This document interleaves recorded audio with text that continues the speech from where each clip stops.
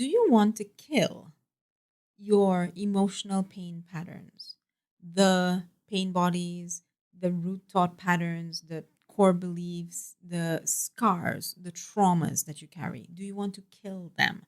Do you want them to stop being alive, to stop being so energized, to stop controlling and ruling in your life, to stop sort of mesmerizing you? Do you want them to wither and die and just get blown off into the wind and disappear from your life? Here's the thing that you have to understand: those things are only alive through your life support.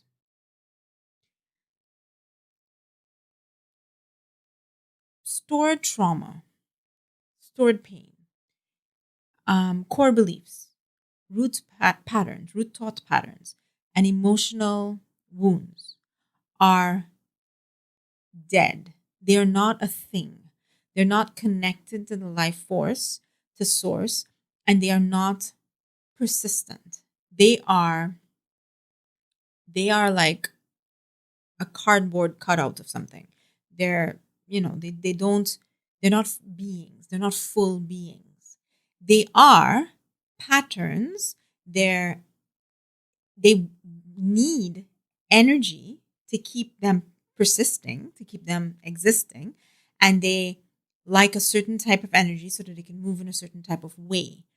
But they themselves are not living beings connected to source. They're not even matter. They're not even something with like atoms that an atom still has the life force of the universe flowing through it. They are imprints of something that happened, of a moment, and they're just a replay of a moment. They're not actually alive. Why am I saying this? What is the point of this? How does this influence you? They keep themselves alive through your energy. Your will or your attention or your awareness is the one end of a current of energy. The other end of the current of energy is source itself, God, the creator, the divine, life, spirit, right? The one thing, all of energy, has come out into this world, has come to this world as you, and it is perceiving the world through awareness. So all the energy of the universe is coming to this one point called your awareness. And your awareness is the, let's use it as sort of exit point of energy into this world. That's how energy gets into this world.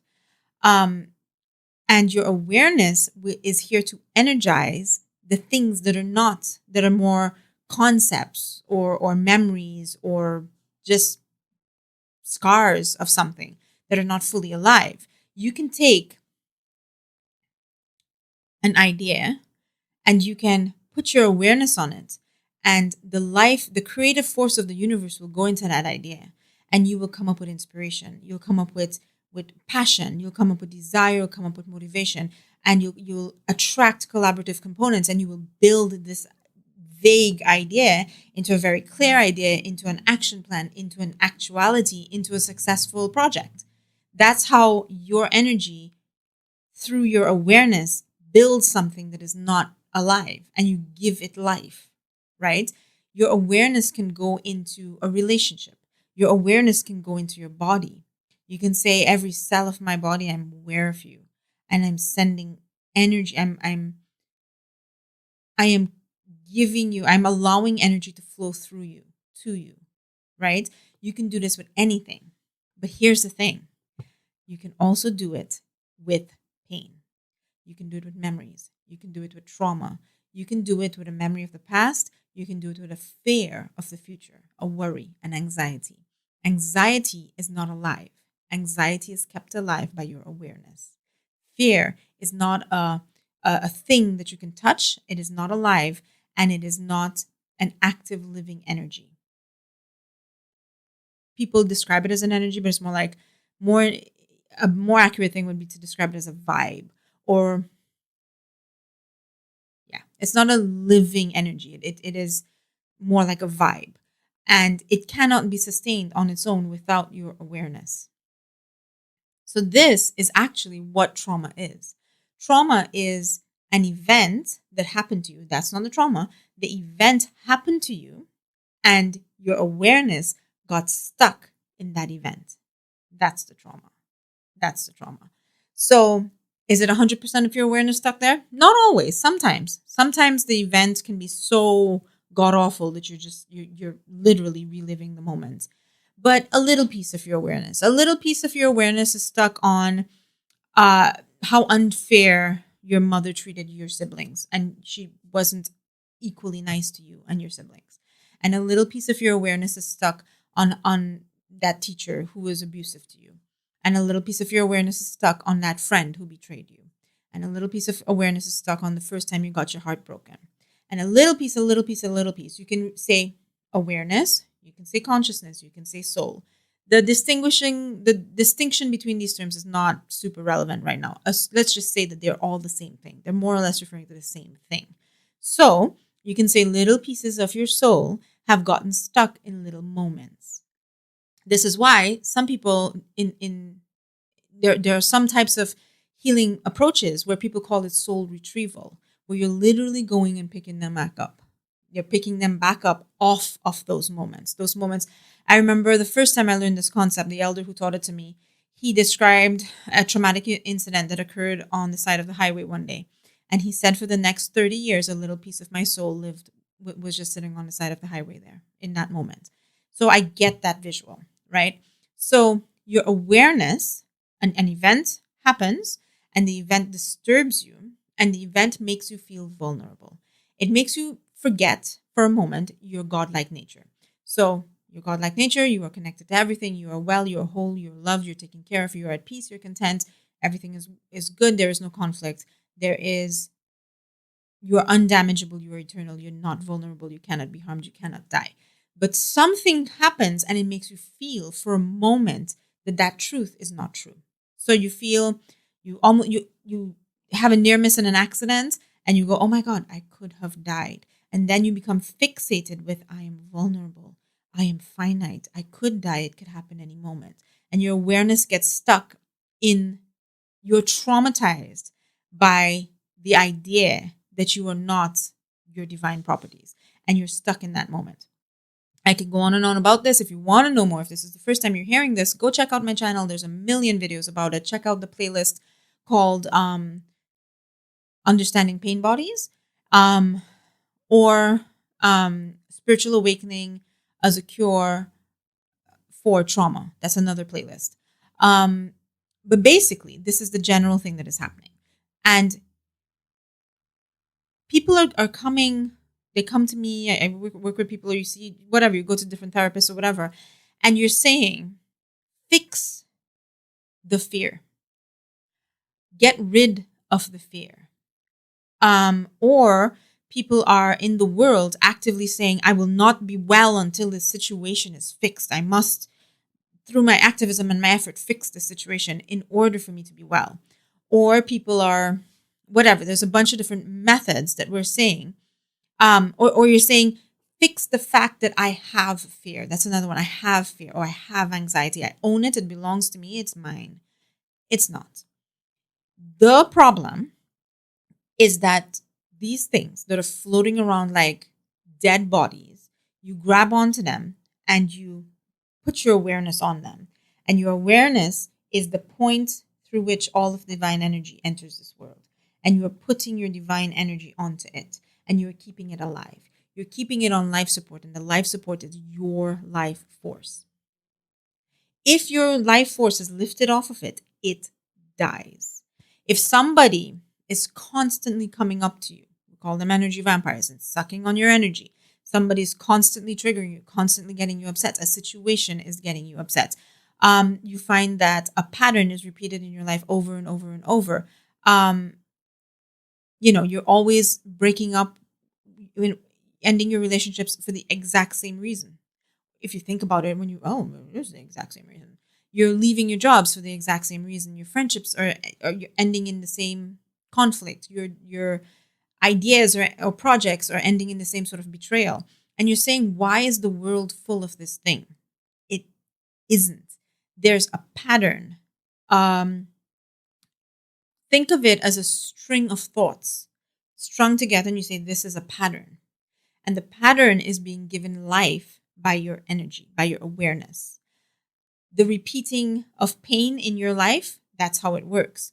The constant memories in your mind of the horrible thing that happened to you, the sharp pain of that is because the memory, which is a thought, which is a dead thing, is sucking energy into it. I know a lot of people watch the Pain Body series and they think I said that the thought is energy. No. The before it becomes a thought, it takes your energy and becomes energized. And that is where your energy goes. And then the resulting emotion takes your energy, and that's where your energy goes. So that's why you're drained. That's why the pattern won't disappear. And that's why you're trapped in this pattern. But the thing is, this is the point. I always try to get to the point. What is going to lead you towards a victory today, towards freedom today? What you have to realize is it's not so much that this great evil or this horrible thing in the past or this looming thing in the future is keeping you prisoner. It is not. You exist in a prison that is caused by your focus. It's sort of like being surrounded by metal bars that are electrified. And you're like, I can't get out of here because when I touch it, I get electrocuted. But what you have to realize is you have to follow the cord and realize, oh, it's plugged into me. I am the one energizing the thing that is preventing me from escaping. So what does this mean? It means your awareness is keeping you. It is energizing the thing that is trapping you. It is energizing the thing that is breaking you, draining you, horrifying you, immobilizing you, making you too afraid to leave your house, or making you too unable to make a plan successful, or unable to enter a relationship with a different outcome, whatever, right? So your awareness is what is keeping the only thing in all that I have said, the only thing that is actually alive is you. The only thing that is actually energized is your awareness and your will, your focus and your desire and your choices. That is where the energy is. Everything else is dead and it is sucking on you. It's like, please, please, please keep me on life support. I will not let you go. If I let you go, if your awareness shifts from me and you see me as a dead thing, you will stop giving me your energy immediately. So it is holding on to you literally for dear life, because if your awareness moves from it, it will drop dead. It will drop dead. So how do you remove your awareness from it? And when you remove your awareness from there, where do you put it? What we don't realize is that our awareness has been trapped in a small collection of traumatic memories from decades ago. And it's been so long, we forget that we have a thing called awareness. We forget how to move the awareness, and we forget, well, where should it go? So again, I'll direct you to the playlist on my channel called Guided Meditations. I would begin with the simplest one called One Conscious Breath. And then the next, that's just 5 minutes just to sort of introduce you to the concept. And then there's a really brilliant one called Experiencing Being. Experiencing Being, if I could summarize all the advice in the whole world, I would say do Experiencing Being as the meditation once per day, every day, without fail. Do it for 2 weeks and then see the difference. What you're learning is manifold. You're learning to lift your awareness off. You're learning that you have a thing called awareness. You're like, oh, I didn't realize that I have a thing called awareness, and I didn't realize it can move. And then you're learning how to move it. And you're learning it with the baby step of place your awareness on breathing. Breathe, breathe, breathe, breathe. Feel the breath, hear the breath, do the breath. Okay, good. So now I have learned to move awareness. Step 1. Most important step. Powerful, changes everything. What that results in is immediately you have started to pull energy. You're unplugging life support from all of these patterns that have imprisoned you. You are pulling the plug on the electric fence that is keeping you immobilized in one place, right? You have reclaimed energy away from the things that are harming you. Beautiful. That's a second level of success. The third level of success now comes naturally, because when you are not distracted by what you what you are not, when you're not distracted by the illusion of helplessness, by the illusion of fear, by the illusion of anxiety, when you're not distracted by the lie that you're not capable, the lie that you're vulnerable, the lie that you are not loved, right? When you're not distracted by that, you immediately return to the awareness of the truth.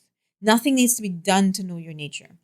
If those kind of like old stories kind of thing that you hear in like ancient legends and stuff. Imagine you're like the king or some, I don't know, just a metaphor. Imagine you're the king of some empire somewhere, and you're ruling and you're powerful and you're in charge, and you know your heritage and you know your power and you know your role in life. And then somebody comes and sort of mesmerizes you, and there's this like sort of trance thing on you. It's like, you are nothing. You're hopeless and poor and lonely and vulnerable, and you're gonna die. And you sort of fall for that trance. When the trance ends, you do not have to go and earn royalness. You do not have to go and, ask people, who am I? Who am I? Can you tell me who I am? You are already the king, the queen, the royal, the ruling force, the monarch. You are already that. And your memory returns to that. Your awareness is that. And you go, oh, this is who I'm alive. I'm well. I have resources that I can command. I have decisions that I can make. I have authority to say what I want. You realize it. You don't build up to it. You just realize it. So anyhow, that is what happens when you remove your awareness from the lie.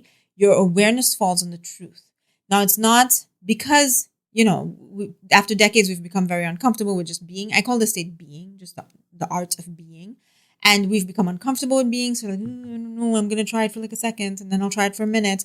And then you sort of sink into it and you feel it. And in the meditation, I say, nothing. Look at a state. This state is fulfilled. Is there anything that you need? Is there anything that you want? Is there anything that you lack? And the answer is no, you're fine. And as you sort of sink into this feeling, you're like, okay, I get it. This is really nice. And then you start to detect what already is. You say, wait, but I am not riddled with fear. I am not unloved and unlovable. And it just suddenly like dawns on you. You go, oh my God, none of these things are true. None of these things are true. Why have I been trapped by them? It's kind of a slow process, but honestly, it's more or less a spontaneous process. I don't know how to describe it. It's both. There's this, I get it, but it's sort of like you start to hear a voice, but it's a quiet voice. You know what I mean? So it's like immediate, but also slight. So you go, the truth. Yeah, I can sense it. And then you sit there and you sit there and you sit there, and this truth wakes up, and it permeates you. It infuses you. And it's not very long before you go, well, no. And then fear comes and anxiety comes and says, could you give us some more life? Could you give us some more energy? And you're like, no. And it's that easy. Okay. I think that's all I have to say for now. I don't want to make these videos too long. It's already too long. Let me know. Leave comments. Let me know what you think, what you grasp. And I will just continue to do this. If you want the whole picture in a snapshot, I recommend the book, The Art of Being. I explain exactly how the mind and awareness works, what went wrong and how we got trapped and how to get out of it. And I give the simplest actions, the simplest meditations to reverse this. If you're not convinced yet, just stick with the channel. Try the meditation. Try the Experiencing Being meditation. And it slowly, think of it as all of these tools, all of these resources, books, videos, whatever, are just like a little voice just whispering to you and saying, the patterns are lying to you. The patterns are lying to you. No, that's not who you are. You know that's not who you are. Return to who you are. Remember. That's all I'm trying to do, is get you to remember. It's in there. You are in there. Your spirit is in there. Your consciousness is in there. And you will remember, and you will look around and be like, what the hell am I doing? What is happening? Okay. So anyhow, thank you for joining me. Thank you for your comments. Thank you for your feedback, and have a wonderful day. I look forward to seeing you next time. Bye.